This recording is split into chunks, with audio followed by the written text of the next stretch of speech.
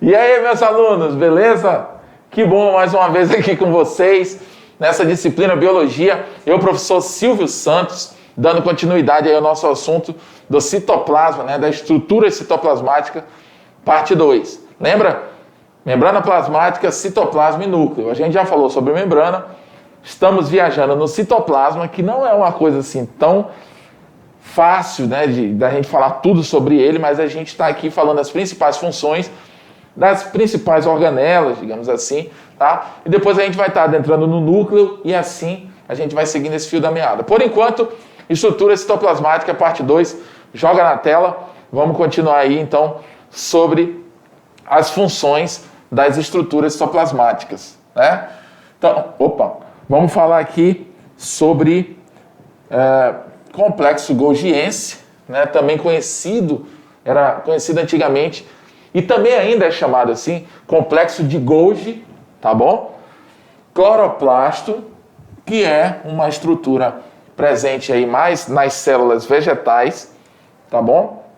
Ou exclusivamente, e mitocôndria, que é uma estrutura de extrema importância para a sobrevivência parece até redundante, né? A sobrevivência dos seres vivos.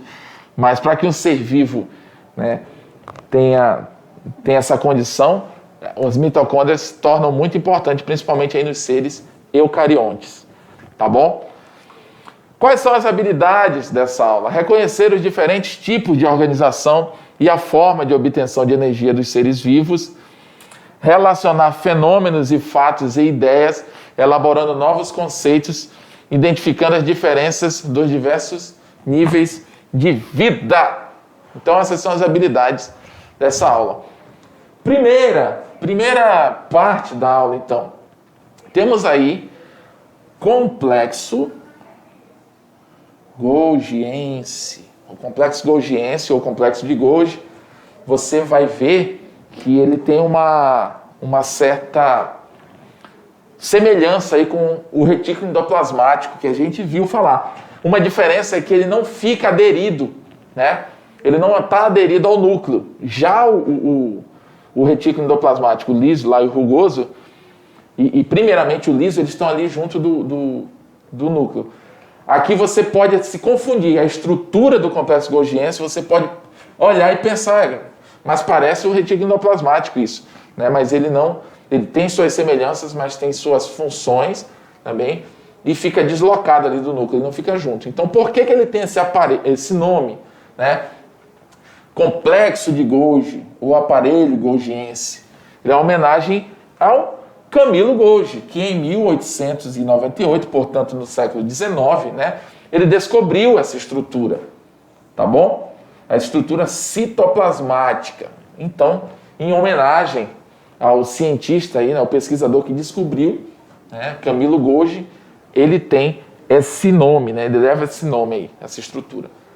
Ao verificar que certas regiões com citoplasma celular se coravam por sais de ósmio de prata, né?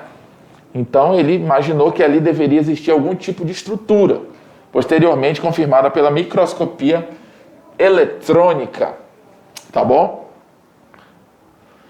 Então, ó, como eu falei, o complexo de Golgi, ou complexo golgiense, ele tem uma aparência muito semelhante à do retículo endoplasmático, né? Não parece? Parece. Se você dizer que não parece, você está tentando aí me trollar, né? Por quê? Porque, aliás, mas qual que é, assim, digamos, uma diferença? Aquilo que eu falei ainda agora. Quando você olhar para uma célula, que você achar que o complexo de Golgi você está confundindo com o retículo endoplasmático, e você vai pensar assim, poxa, mas qual que é mesmo e qual que é outro? É muito fácil. O retículo endoplasmático ele vai estar sempre perto do núcleo, bem aderido ao núcleo. Já o complexo de Golgi não, ele não está necessariamente ligado ao núcleo, tá? Então o aparelho de Golgi, ele está presente em praticamente todas as células, tá? Eucariontes, portanto, em células evoluídas, células que têm carioteca, tá? Vocês lembram o que é a carioteca? Então é bom lembrar. E consiste em bolsas membranosas achatadas e empilhadas como pratos, né? Como eu disse, lembra muito aí o retículo. Então o complexo de Golgi, ele estruturalmente, ele é formado igual essa figura aqui, tá bom? Então, o que essas membranas achatadas aqui, o que elas formam? Formam estruturas que parecem, né? Parece aqui, como falou, deixa eu ver aqui. Bolsas membranosas achatadas empilhadas como pratos. Essas bolsas achatadas que lembram pratos um em cima do outro são chamadas, essas voltas são chamadas dictiossomos, tá bom? E cada uma dessas pilhas recebe, né, esse nome de dictiossomos, e nessas células, nas células animais, os dictiossomos geralmente se encontram reunidos em um único local, próximo ao núcleo. Então você vê aqui, ó, né, o aparelho golgiense, ele está ali perto, mas ele não está necessariamente aderido ao núcleo como o retículo endoplasmático aqui, ó. Entendeu? Então quando você confundir, só repetindo, qual que é um e qual que é outro mesmo, qual que é o que fica, só lembrar, perto do núcleo, é o retículo endoplasmático, que fica aderido, né? O complexo de Golgi, ele é parecido, mas ele fica mais ali afastado, tá bom? E só para aproveitar a imagem, isso aqui vai ser a mitocôndria que a gente vai estar falando daqui a pouco, tá? Então, nas células vegetais, geralmente, há vários dictiossomos espalhados pelo citoplasma, ou seja, várias dessas estruturas vão estar atuando aí, né, nas células vegetais. Olha que interessante, a célula vegetal, toda vez que a gente aborda uma célula vegetal, você percebe que ela tem um formato muito padrão, né? A célula vegetal, ela tem um esquadro, né, meio padronizado. Então a gente tem aqui as mitocôndrias, né? Os dictiossomos perto ali do núcleo, mas não necessariamente aderidos. Temos aqui, a mitocôndria eu já falei, né? Temos os cloroplastos e aqui o famoso vacúolo, né? Que no caso é vacúolo, né? Mas enfim, vamos se ligar aqui no aparelho de Golgi, tá bom? O aparelho de Golgi atua como o quê? Centro de armazenamento e transformação, empacotamento e remessa de substâncias na célula. Enfim, é um correio, né? Se você for fazer uma analogia, o aparelho de Golgi é aquele que as substâncias são produzidas na célula, ele pega, empacota e manda para fora da célula. Para quê? Para que essas venham atuar em diferentes partes do organismo. Olha que interessante, pessoal. Joga aqui para mim, mostra eu na tela. Isso aqui é muito lindo, pessoal. A biologia é top. E a perfeição do aparelho humano, olha que interessante. Retículo endoplasmático e liso produzem lá lipídios, produzem proteínas. E o aparelho de Golgi, ele processa, ele empacota isso e joga para fora da célula para que essas moléculas sejam utilizadas pelo organismo. Olha que interessante, por isso que eu disse, o aparelho de Golgi faz a função do correio. Ele empacota para a viagem e manda para onde tem que ir, né? Olha que interessante. E dentro dessa dinâmica celular, o que é importante você notar é que, embora cada um desses componentes citoplasmáticos eles estejam, né, o retículo lá presente perto do núcleo, o aparelho de Golgi aqui, uma mitocôndria ali, ó, você vê que eles não estão, fora o liso e o rugoso, o endoplasmático liso e rugoso, eles estão aderidos, mas o resto, as outras, uma está aqui, a outra está aqui, você consegue perceber que elas estão, cada uma no seu local, mas existe uma interdependência de funções. Uma é importante porque fabrica, a outra é importante porque armazena, empacota e manda para o organismo. Outra é importante, os lisossomos, porque eles digerem aquilo que estava tentando matar a célula, de alguma forma eles atuam na digestão celular. Então, é uma perfeição muito grande. E aquilo que eu sempre falo, tudo isso está acontecendo nesse exato momento no seu organismo. E você tem que dar graças a Deus por isso, porque se não fosse essas pequenas ações que a gente está falando assim, pequenas no sentido de serem microscópicas, mas se não fossem essas ações acontecendo, que pode parecer besteira a gente falando, se isso não estiver acontecendo no seu organismo, célula por célula, né, nós temos aí aproximadamente, claro que ninguém nunca parou para contar, né, pessoal, mas estimativamente a gente tem 70 trilhões de células formando o nosso organismo, entendeu? E você imagina que em cada célula dessa está acontecendo todos esses processos que a gente tem visto ultimamente, tá bom? Então, o aparelho de Golgi, ele tem uma função muito essencial, por quê? Porque tudo aquilo que é produzido dentro da célula, ele tem essa função de empacotar, de arrumar direitinho e manda para fora da célula para que essas substâncias produzidas sigam para as suas respectivas necessidades, entendeu?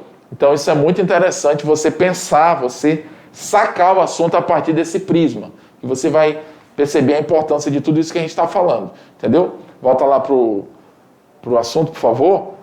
Então é isso, ó.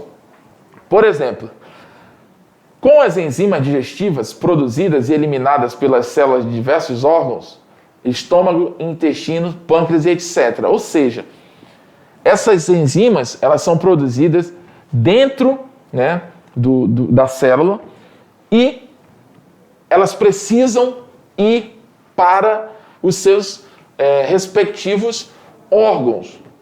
Uma coisa interessante, por exemplo, aqui quando ele fala assim sobre pâncreas, essa palavrinha que está aqui nesse meu pé aqui, ó, no pé direito, pâncreas, está bem aqui assim, ó, estou em cima dela. Pâncreas é uma glândula que a gente tem, que ela está muito ligada à questão da diabetes, né? Por quê? Porque é o pâncreas que produz uma proteína, ou ele distribui uma proteína, né, chamada insulina. E essa proteína, quem foi que produziu? Os ribossomos dentro da célula.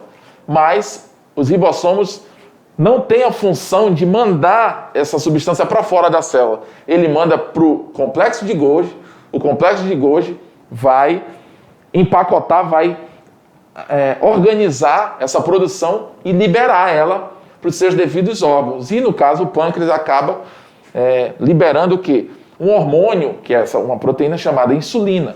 E essa insulina, ela serve para controlar a entrada e saída de açúcar, né, de glicose na célula. Açúcar e glicose é a mesma coisa, tá, pessoal? E é a insulina que faz essa regulação. Ela controla para entrar e o glucagon controla para sair. Ou seja, uma cuida do equilíbrio da outra. Aí o que acontece? Se o pâncreas não... Aí tá. O açúcar que está no sangue, você ingeriu a comida, né? E o açúcar, aí a digestão tirou da comida que você comeu, ela tira os nutrientes, ela pega aquela energia, a glicose, aquele substrato, o carboidrato, e joga na corrente sanguínea, que é o açúcar, a glicose. Essa glicose é necessária para ir para dentro da sua célula, porque é lá dentro da célula que ela é capaz de produzir energia, ok? Lá na mitocôndria. Então precisa desse hormônio. Quem que faz essa carreação da glicose de fora para dentro da célula? É a insulina, que é produzida no pâncreas, que foi produzida no retículo endoplasmático rugoso, mas que foi liberada pelo complexo de Golgi. Olha que interessante, né? Então, essa insulina vai cuidar desse processo, pega açúcar do sangue e põe para dentro da célula. Por quê? Porque se o açúcar ficar no sangue, vai caracterizar a diabetes. Entendeu? Então, quando a pessoa tem problemas nesse metabolismo, da produção e espalhamento dessa insulina, né, não vai ter quem tire o açúcar do sangue. Então, a pessoa vai caracterizar hiperglicemia, que é a diabetes. Entendeu? Por que eu estou falando isso? A aula não é sobre a doença diabetes, mas é sobre a importância do metabolismo celular na saúde do indivíduo. Entendeu? Eu dei só um exemplo aqui para você ver como esses atos pequenos que ocorrem em nível celular, eles influenciam na vida da pessoa diretamente, tá bom? Só a nível de informação. Volta aí para a aula. Vamos lá, o nosso conteúdo. Então, essas enzimas, né, exemplos dessas enzimas digestivas, elas são eliminadas pelas células de diversos órgãos, como estômago, intestino, pâncreas, etc. Tá? Então, as outras substâncias, tais como muco, né, que são fluidos corpóreos que lubrificam as superfícies internas do nosso corpo, né, também são processadas e eliminadas pelo aparelho de Golgi. Olha que interessante. Voltando aqui. Por exemplo, quando você está num ambiente que tem baixa umidade do ar, ou quando você está num ambiente que está um ar-condicionado muito forte, não sei. O que é que acontece com as suas vias respiratórias? Principalmente, elas não ressecam, mas quando você está num processo, num ambiente normal, você consegue perceber que a sua boca, o seu nariz, ele está lubrificado com uma espécie de muco, tá bom? Que é o que mantém a umidade local. Então, quando você passa por uma situação de baixa umidade, você fica ressecado. Por quê? Porque aquele muco, ele acaba sendo reabsorvido pelo organismo, entendeu? Então, no caso, as substâncias como o muco, que lubrifica a superfície interna do nosso corpo, também são processadas pelo aparelho de Golgi. Só para você entender o que seria o muco. Aquele próprio, conhecido popularmente como uma palavra assim até um pouco mais pesada, assim, mais esdrúxula, né? Que é o catarro. Ele é um muco presente nas nossas vias respiratórias que, por algum motivo, às vezes ela é expelida, né? Por alguma infecção, enfim. E a gente sente a necessidade de expelir aquilo, entendeu? Então, o aparelho de Golgi, mais uma vez aí, ó, demonstrando a função, como você consegue perceber a função extremamente importante de uma organela tão pequena que fica no interior de uma célula. Entendeu? Voltando lá para o conteúdo, mais uma vez. Assim, o principal papel dessa estrutura citoplasmática é a eliminação, eliminação de substâncias que atuam fora da célula. Então, tudo que a célula produz, que precisa ser metabolizado fora da célula, geralmente passa pela ação do aparelho de Golgi, tá bom? Então, processo genericamente denominado secreção celular.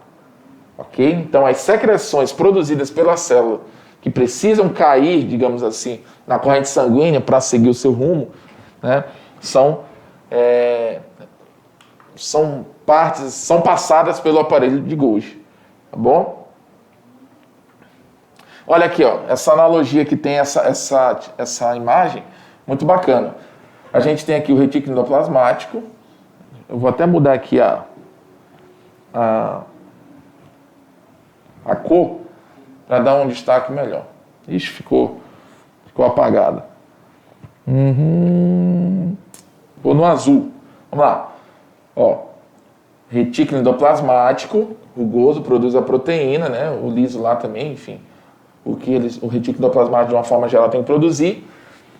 O complexo de Golgi empacota isso, né? Processa isso e libera, né, para o resto do organismo. Vocês entenderam assim, a interligação da situação? Então, assim, o principal dessa estrutura citoplasmática é a eliminação de substâncias. Portanto, ela elimina a substância, isso quer dizer que ela é importante no processo de secreção celular. Tá? Então, secreção de enzimas digestivas. Isso é muito importante. Por quê? Porque cai lá no que a gente falou dos lisossomos, da digestão celular. Então, as enzimas digestivas do pâncreas, por exemplo, são produzidas no retículo endoplasmático e levam até as bolsas do aparelho de Golgi. Então, o retículo endoplasmático, né, funcionando, né, e ele vai lá atuar na excreção, ele produz a secreção que vai defender a célula nesses processos de digestão celular, né, que foram produzidos no retículo endoplasmático rugoso, e levando até as bolsas do aparelho de Golgi, que vai atuar aí na colocada para fora dessas substâncias. Entendeu? Então, onde são empacotados, no caso do aparelho de Golgi, pequenas bolsas que se desprendem dos dictiossomos e se acumulam em um dos polos da célula pancreática.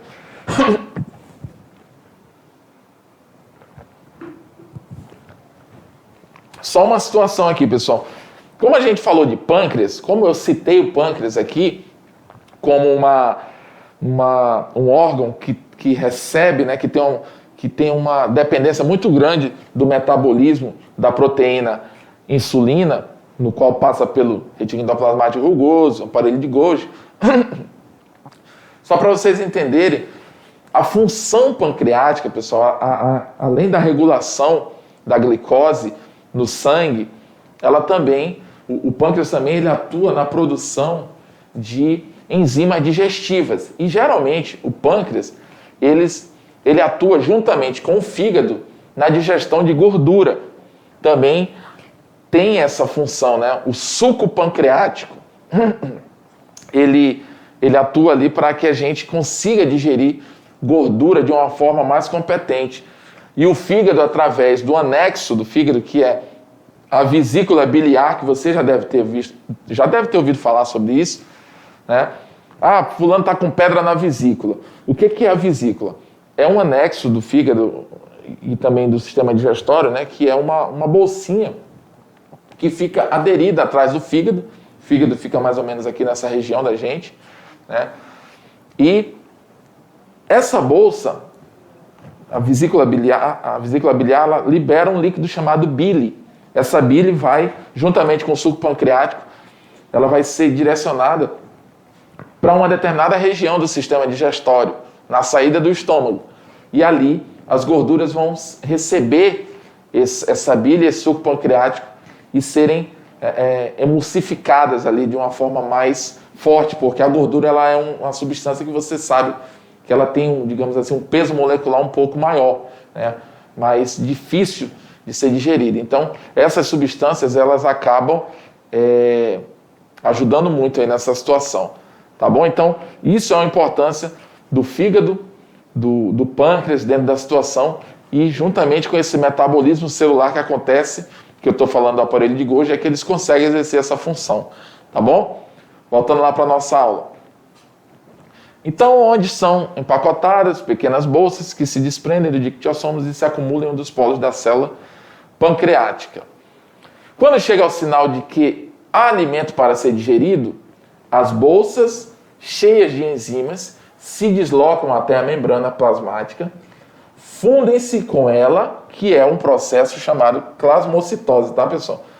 Fundem-se com ela e eliminam o conteúdo para o meio exterior. É isso aqui, ó, que está acontecendo. A entrada é a fagocitose, a saída é a plasmocitose, né? Assim como ela entrou aqui no número 1, ó, que eu estou fazendo, ela está saindo aqui no número 2, né? Ela está excretando aí as secreções produzidas dentro da célula, tá bom? Então a produção de enzimas digestivas pelo pâncreas é apenas né? Quando a gente está falando aqui do exemplo do pâncreas, isso é só um metabolismo. A gente está falando do metabolismo pancreático para dar um exemplo, mas ela é apenas um entre muitos exemplos do papel do aparelho de Golgi nos processos de secreção celular. Tá bom, pessoal?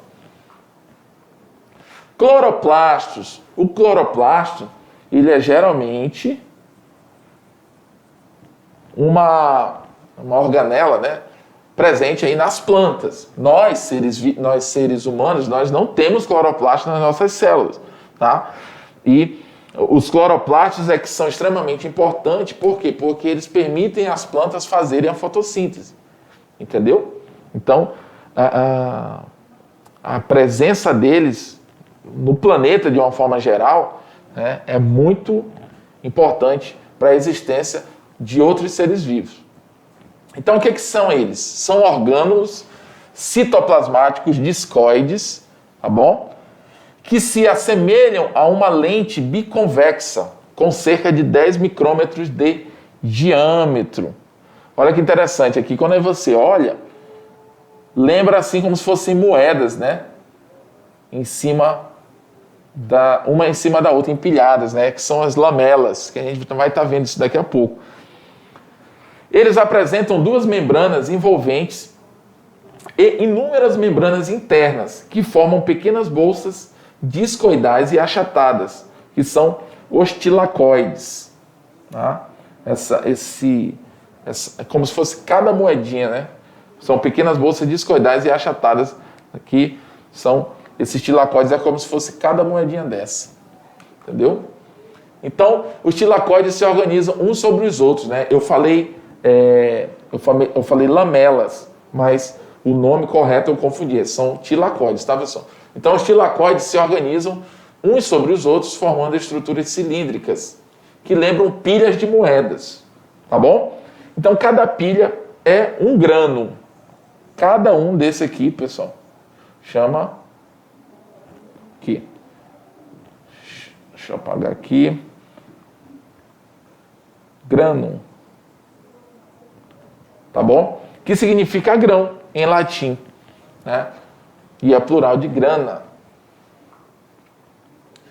Então, a membrana interna, a gente tem aqui do cloroplasto, membrana externa. Lembrando que isso é um cloroplasto, isso não é uma célula vegetal. Isso aqui está dentro da célula vegetal, tá, pessoal? Toda a célula vegetal tem essa estrutura, tem uma estrutura dessa dentro. Uma não, assim, várias, né? Mas eu quero dizer, ela está presente mais nos vegetais. Temos aqui dentro, né, de cada grano o que a gente chama de lúmen, e aqui sim são as lamelas que eu falei, eu confundi esse nome com aquela estrutura ainda há pouco. A lamela, que é essas ligações entre os grânulos, né? E temos aí esse espaço que é o estroma, que é o espaço dentro interna do cloroplasto, né? E o espaço intermembranal, né? O espaço intermembrana, tá bom? Lembrando que isso agora, é bom frisar,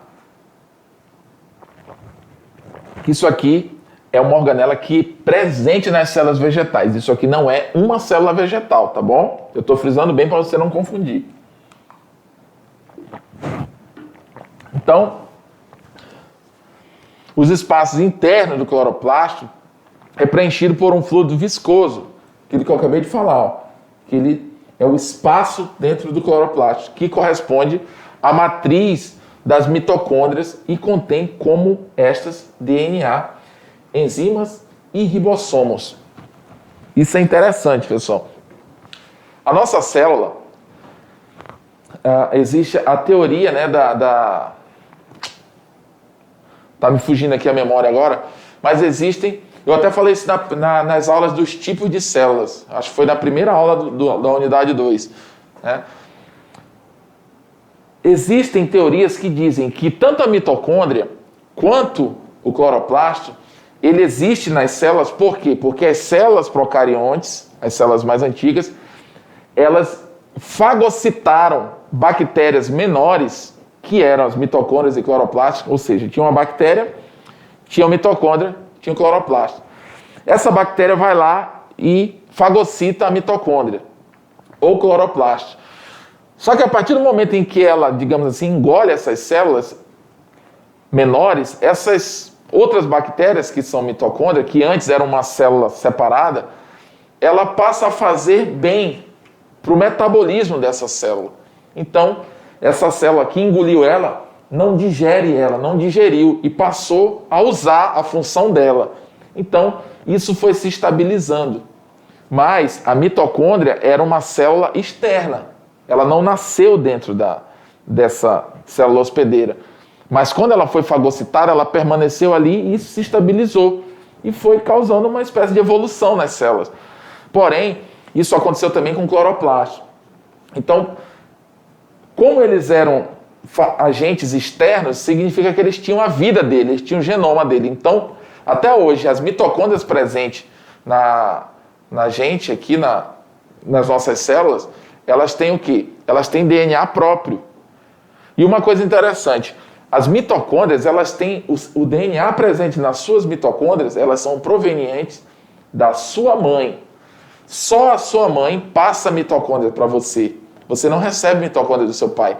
Então, muitas vezes, se você tiver problemas relacionados à mitocôndria, genética de mitocôndria, embora a gente esteja falando nesse momento de cloroplasto, só estou aproveitando aqui para explicar, né? E a gente vai falar de mitocôndria já já. Se você tiver algum problema genético de mitocôndria, isso é uma herança materna. Por quê? Porque se você recebeu a genética da mitocôndria com problema, só pode ter vindo da sua mãe, porque o seu pai não compartilha a mitocôndria dele com você.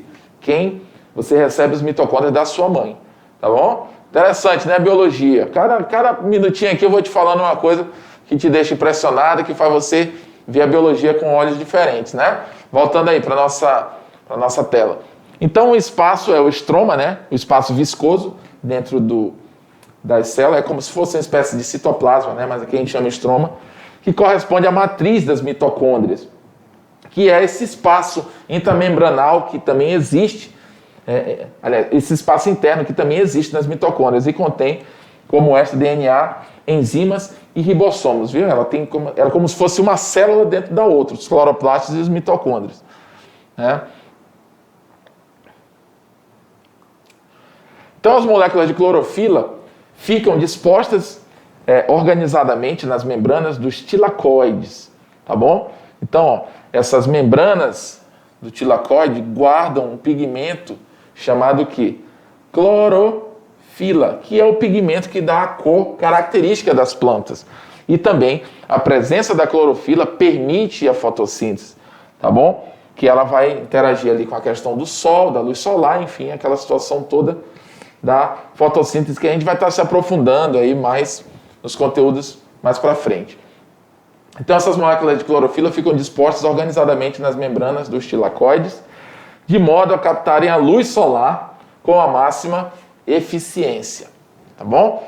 Então, eles produzem moléculas orgânicas, principalmente glicose. Então, uma das funções do cloroplasto é produzir glicose, que servem de combustível para as mitocôndrias de todos os organismos que se alimentam direta ou indiretamente das plantas, tá bom? Então a glicose é a nossa unidade energética, a nossa unidade da onde a gente tira energia da glicose produzida que vem proveniente aí das plantas, tá bom? Os cloroplastos produzem substâncias orgânicas através do processo de fotossíntese. Será que você já ouviu falar em fotossíntese? Com certeza já, né? Aquele processo no qual a planta absorve o CO2 da atmosfera, né? Produz lá água, glicose e libera aí o oxigênio para a gente sobreviver. Nesse processo, a energia luminosa é transformada em energia química com auxílio, claro, da clorofila, né? Então, as matérias-primas empregadas na produção dessas substâncias são simplesmente gás carbônico e água, tá? Mitocôndria, chegou a vez dela, né? Essa mitocôndria é muito importante, pessoal, tá bom? Ela chega a ser vital aí para nossa... Isso aqui é mais ou menos o desenho de uma mitocôndria, né? Bem de longe mesmo, né? Mais longe, distante mesmo. Então, a estrutura e a função das mitocôndrias. As mitocôndrias estão imersas no citossol, né, que é o citoplasma, entre as diversas bolsas de filamentos que preenchem o citoplasma das células eucariontes. Tá? A função principal, pessoal, das mitocôndrias, de uma forma geral, é a respiração celular. E o que seria a respiração celular?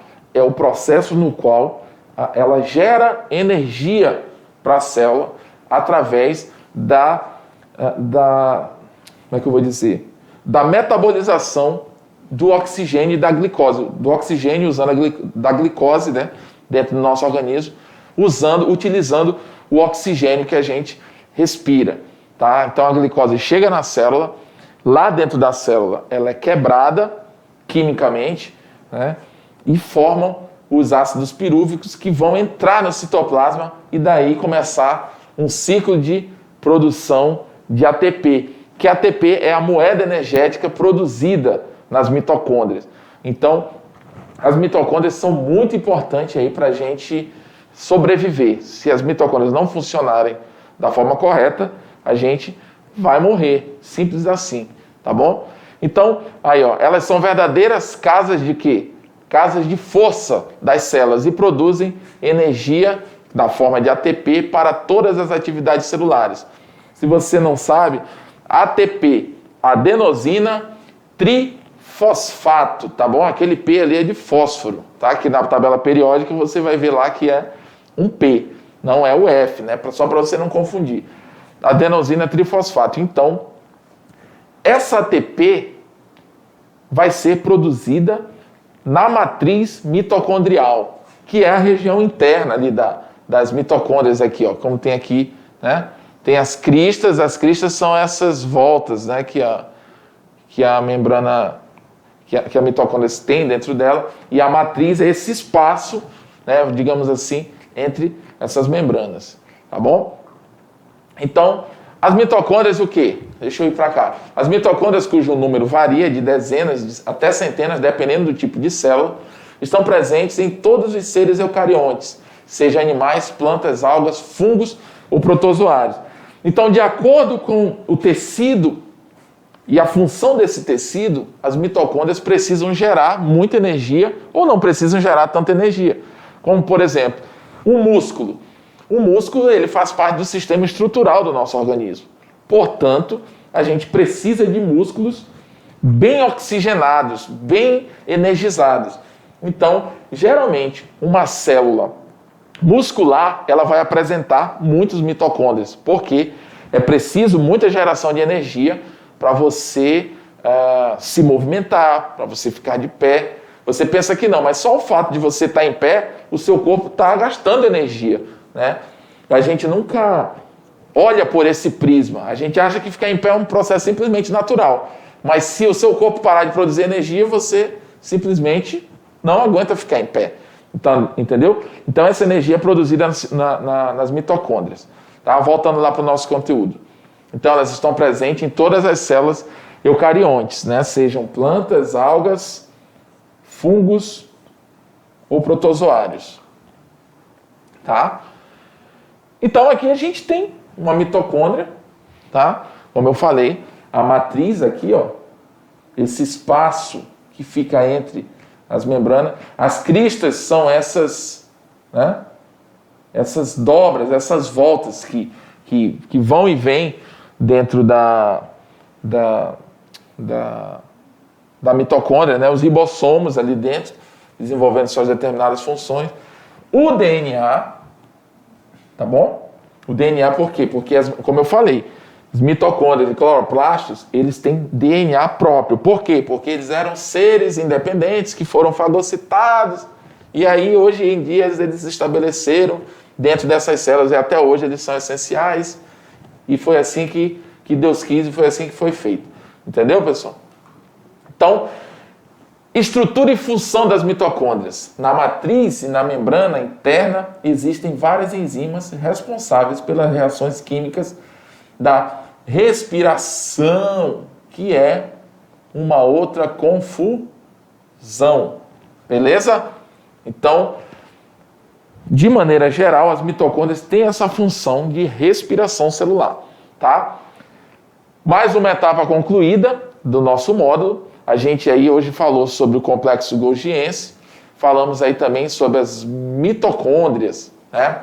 Fomos aí, demos uma viajada dentro dessas funções e também do cloroplasto, né? Que são peças altamente fundamentais no metabolismo celular e nas funções também características de cada célula. No caso, os cloroplastos, com a questão das células vegetais para a realização de fotossíntese, né?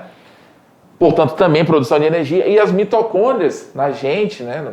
Nos seres eucariontes, de uma forma geral, os cloroplastos nos vegetais. Mas, de uma forma geral, as mitocôndrias nos seres eucariontes estão presentes em todos, fazendo aí um papel de extrema importância, que é a produção de energia na forma de adenosina trifosfato, que é a ATP. Tá bom? Não foi enrolado, eu tenho certeza, mas se você se enrolou, vamos lá para o nosso resumo, que a gente vai tentar desvendar os mistérios aí que ficaram. Valeu? Se liga aí, vamos para frente.